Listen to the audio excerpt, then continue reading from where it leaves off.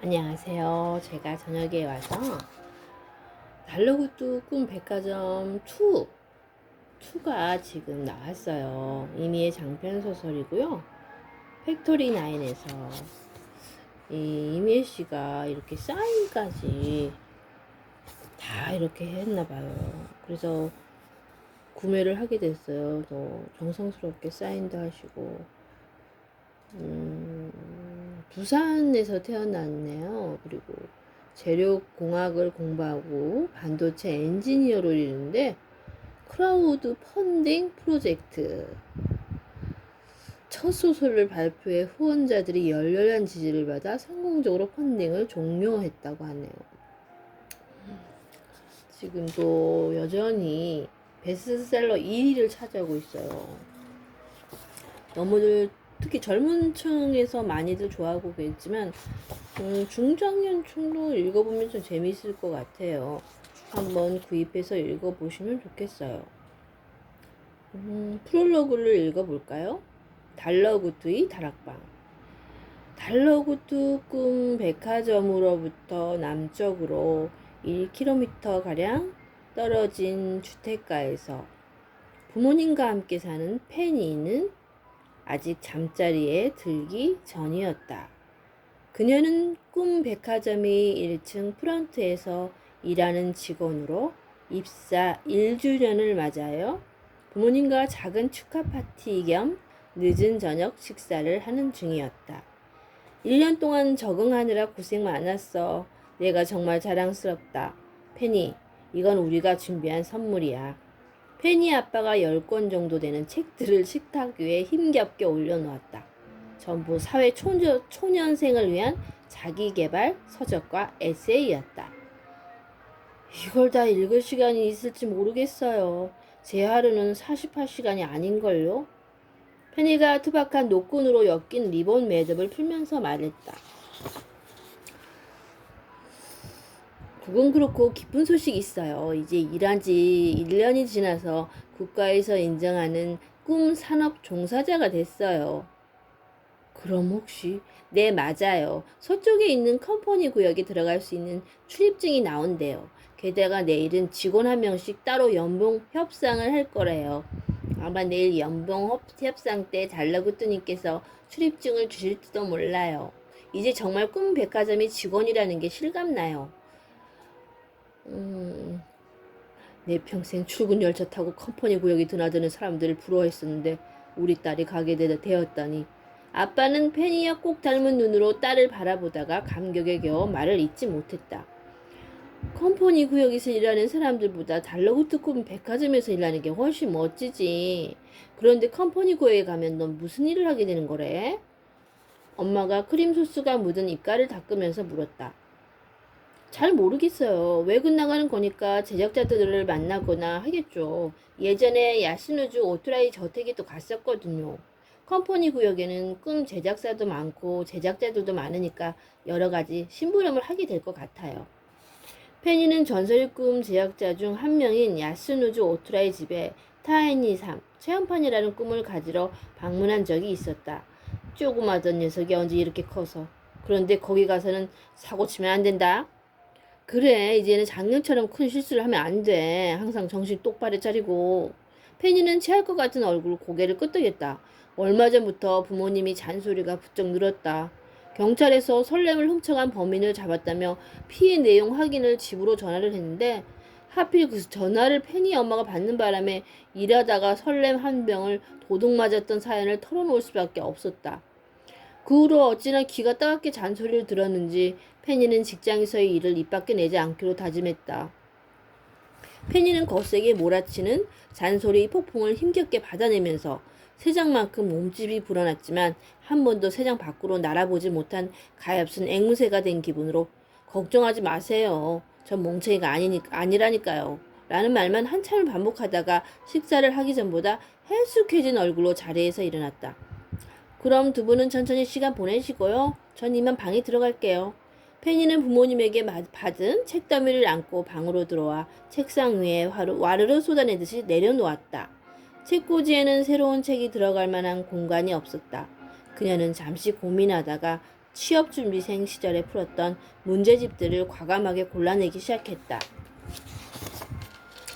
이제 버려도 되겠지? 페니는 끝까지 풀지 못한 문제집 한 권을 펼쳤다. 깨끗하게 답을 지을 수 있다면 필요한 사람에게 처분할까 싶었지만 문제마다 볼펜으로 죽죽 그어져 있었다. 실망스럽게 페이지를 넘기던 그녀의 시선이 마지막으로 푼 흔적이 있는 문제에 멈췄다.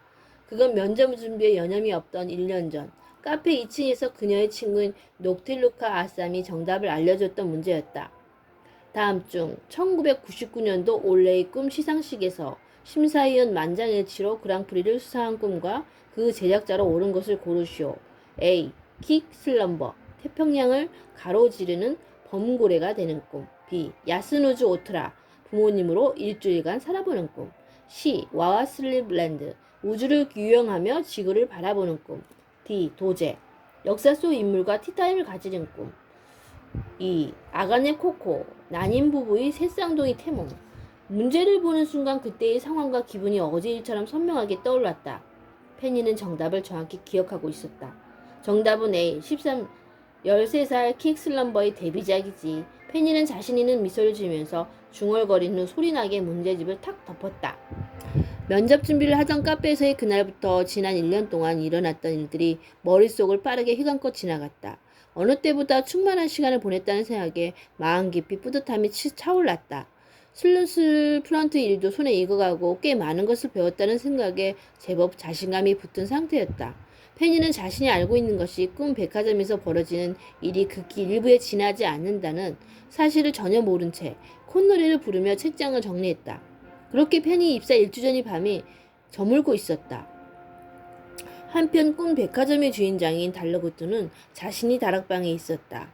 그의 다락방은 고풍스러운 목조 건물이자 층마다 다양한 꿈 상품을 판매하는 꿈 백화점의 꼭대기에 아늑하게 자리 잡고 있었다. 5층 할인 코너 위에 비밀스럽게 자리한 다락방은 건물 밖에서 봤을 때 뾰족한 삼각지붕에 자그마한 창문이만 나 있었다. 사람이 생활하기에는 적합하지 않아 보였다. 막상 안으로 들어가 보면 밖에서 짐작하던 것보다는 훨씬 넉넉한 공간이었지만 그의 명성에 비해 소박한 건 거처임엔 틀림없었다. 누군가는 유명 제작자나 대형 꿈 상점을 운영하는 다른 오너들처럼 근사한 저택이 살고 싶지 않냐고 물었지만 당사자인 달러구트는 자신이 취향대로 꾸며놓은 이 공간을 떠날 생각을 없었다. 게다가 1층에 있는 사무실로 출근하는데 채 3분도 걸리지 않는다는 점이 무척 만족스러웠다. 특이하게도 다락방 한가운데는 총 4개의 침대가 머리 부분을 맞댄 채 놓여 있었는데 4개의 침대는 침대 프레임과 매트리스의 높이 그리고 친구의 소재까지 같은 것이 하나도 없었다. 그가 직접 주문 제작한 캐노피가 천장에서부터 입체감 있게 늘어져 4개의 침대를 자연스럽게 감싸준 덕분에 어느 침대에 눕더라도 적당한 안정감과 개방감을 동시에 누릴 수 있었다. 침대를 4개나 놓은 것은 매일 밤 꾸고 싶은 꿈의 분위기에 따라서 골라서 눕기 위한 것이었는데 관계란 그의 일상에서 가장 공을 들인 부분이었다. 대신 침대를 제외한 그 외의 부분은 관심 없이 내버려 둔 것이 대조적이었다.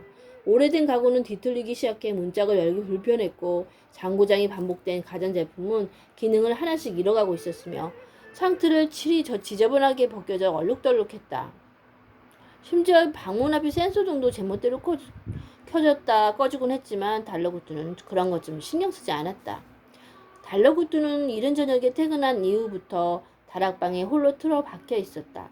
그는 셔츠형 잠옷을 입고 4개의 침대 중 가장 낮은 침대의 끄트머리에 걸터앉아 이번 주에만 30개가 넘게 도착한 편지들을 한꺼번에 읽고 있었다. 침대 위에는 이미 여러 번 편지들이 아무렇게나 펼쳐진 채 널브러져 있었다. 컴퍼니 구역이 촉망받는 엘리트 신인들이 뭉쳤다. 연구원 출신 꿈, 제작자들 2. 제작자들 2인용 꿈 개발 착수. 잘자 꿈에서 만나를 현실로. 저희는 특별히 달러구트님께 이번 신작이 독점 판매권을 드리고자 신제품을 달러구트 꿈 백화점에만 독점적으로 공급하겠다는 제안은 늘 넘쳐났다. 그들은 꿈 백화점과 독점 계약을 체결한다는 사실로 투자자들이 관심을 끌기 위해서 꿈이 완성되기도 전에 달러구트에게 이와 같이 편지를 보내오곤 했다. 하지만 그런 꿈들이 몇 년째 지지부진하게 개발 단계에만 머물러 있다는 사실을 달러구트가 모를 리 없었다. 달러구트는 따분한 표정으로 마지막으로 남은 편지 봉투를 뜯었다. 그리고 그것이 손꼽아 기다리던 편지라는 걸 알아차리자마자 달러구뜨의 얼굴에 화색이 돌았다. 달러구뜨님, 보내주신 행사 계획서는 잘 보았습니다. 매우 흥미롭더군요. 꼭 참여하고 싶습니다. 직원을 통해 협찬 가능한 물품 목록을 곧 전달하겠습니다. 베드타운 가구점. 사실 최근에 달러구트의 모든 관심은 가을에 진행할 어떤 커다란 행사에 쏠려 있었다. 그건 아직 가게의 직원들조차 모르는 달러구트의 야심찬 계획이었다. 다행히 관련 업체들로부터 긍정적인 회신이 속속 도착하고 있었다. 이대로라면 몇 달 뒤에는 직원들에게도 두근거리는 소식을 전할 수 있을 것이다. 그는 베드타운 가구점에서 온 마지막 편지까지 읽고 나서 삐끗한 허리를 쭉 펴며 일어났다. 뻐근한 허리를 쭉 펴며 일어났다. 침대 위에 마구잡이로 던져놓은 편지들을 지금 당장 정리할 엄두가 나지 않았다. 언제쯤 정리가 쉬워질는지 주말에는 대청소를 해야겠군. 그는 청소를 미루고 대신 한쪽 벽 전체에 딱 맞게 짜놓은 책장 앞에 섰다. 자기 전에 침대에서 가볍게 읽을 거리를 찾을 요량이었다. 그의 눈높이와 비슷한 위치에 연도가 표시된 다이어리가 순서대로 꽂혀 있었다. 달러구들은 그 중에 1999년이라고 적혀있는 다이어리를 빼들었다. 좋아. 행사를 열기 전에 손님들이 예전 일기도 읽어두는 게 좋겠군. 도움이 되겠어. 다이어리는 크기가 조금씩 다른 종이들을 질긴 끈으로 엮고 겉에 커버를 달아 만든 낡은 물건들이었다. 두꺼운 갱지로 만든 거칠거칠한 커버에는 얼룩덜룩한 세월의 흔적이 남아있었다. 커버 한가운데 까만 잉크로 적어놓은 1999년 꿈 일기라는 글씨는 달러구트 본인이 필체였다. 그는 옛날에도 그랬고 지금도 무언가를 손수 적거나 만드는 걸 좋아했다. 반대로 기계를 다루는 것이 달러구트에게는 가장 어려운 숙제였다. 프린터처럼 비교적 간단한 기계조차 자주 고장을 내기 일쑤라는 건 백화점이 모든 직원이 아는 사실이었다. 그는 한 손에 낡은 다이어리를 들고 입구와 가장 가까운 침대의 이불 안으로 단숨에 쑥 들어갔다. 침구의 보들보들한 감촉이 온몸 구석구석을 와락 껴안아주는 것 같았다. 다이어리를 펼쳐들고 몇 장 넘기자마자 졸음이 쏟아지기 시작했다. 기다란 손가락으로 눈가를 문지르며 조금만 더 버텨보려고 했지만 그의 컨디션이 허락하지 않았다. 가게 일에다가 행사의 기초 준비를 혼자서 몰래 하느라 오늘치 체력은 다 써버린 듯했다. 젊었을 때는 남는 게 체력이었는데 한숨을 푹 쉬는데 그마저도 하품이 되어 나왔다. 하품이 쏟아져 나오면서 눈물까지 찔끔 흘렸다. 지금으로선 푹 자고 일어나는 게 훨씬 좋은 선택일 것이다. 내일은 직원들이 연봉 협상 일정까지 빼곡하게 잡혀 있었다. 일기는 나중에 틈틈이 읽어보기로 생각을 바꿨다. 달러구트는 보려고 했던 다이어리를 그대로 펼쳐서 침대 옆에 동그란 협탁에 올려놓고 길게 늘어진 전등 스위치 끈을 가볍게 잡아당겼다. 그리고 베개에 머리를 대자마자 쿨쿨 잠들어 버렸다.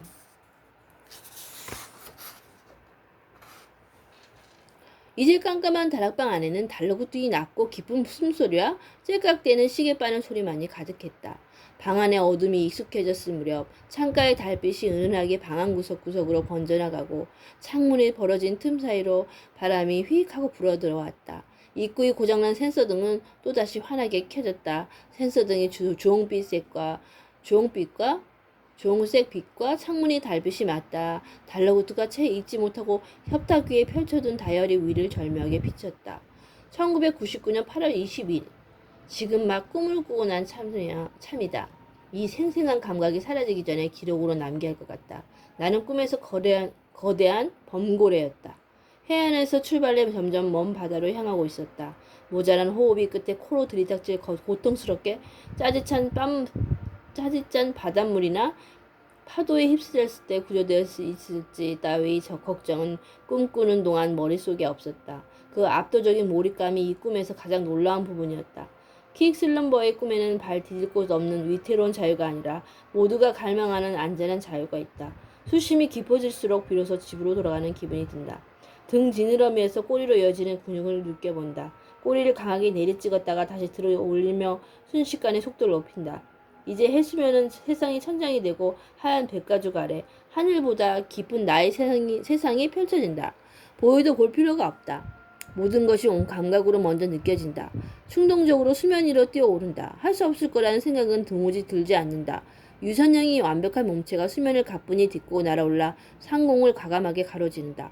그때 불현듯 내 것이 아닌지 알 수 없는 저릿함이 몸체를 관통한다. 저 멀리 해안에 두고 온 내 모습이 신경 쓰기 시작한다. 헤엄을 멈추지 않으려고 애쓰면서 까끌하게 도단한 기분을 굽이치는 파도에 집어넣는다. 저기 내가 있을 곳이 아니야. 그렇게 극대화된 감각에 익숙해지며 내가 진짜 범고래였던가 하는 착각마저 들 때쯤 정신이 들기 시작한다.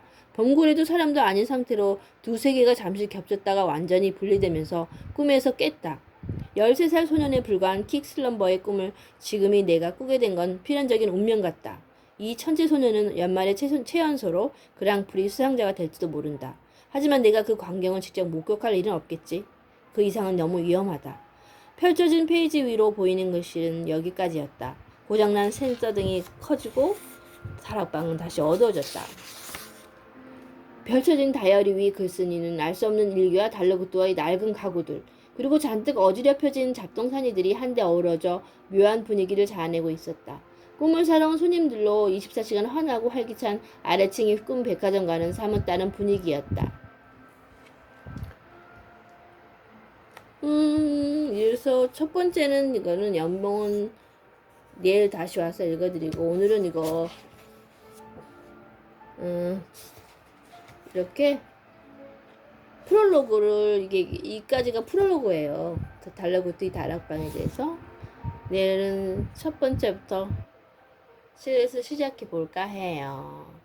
그럼 내일 보면서 내일 만나고요. 오늘은 여러분 오늘도 많이 더우셨죠? 그리고 행복한 저녁들 시간 가족들과 오손도손 재밌게 즐겁게 보내시길 바랍니다. 사랑합니다.